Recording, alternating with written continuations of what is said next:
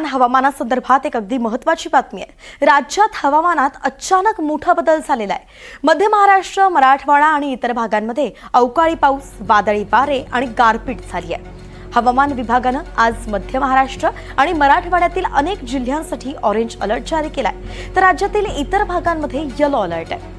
हवामानशास्त्र विभागाच्या अंदाजानुसार नाशिक, अहिल्यानगर, जळगाव, बीड, छत्रपती संभाजीनगर, जालना आणि परभणी या सगळ्या जिल्ह्यांत वादळी वाऱ्यासह जोरदार पाऊस आणि गारपीटही होऊ शकते।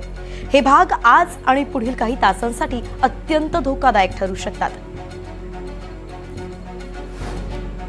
तर विदर्भासाठी भारतीय हवामानशास्त्र विभागाकडून 3 दिवसांचा पावसाचा आणि वादळाचा येलो अलर्ट जारी झालेला आहे। हवामान विभागाने 19 ते 21 मार्च दरम्यान संपूर्ण विदर्भासाठी येलो अलर्ट जारी केलाय।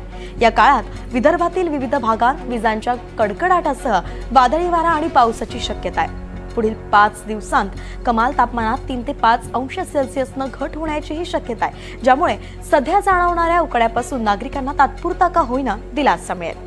पण हवामान स्थिर झाल्यानंतर तापमान पुन्हा वाढण्याची शक्यता आहे।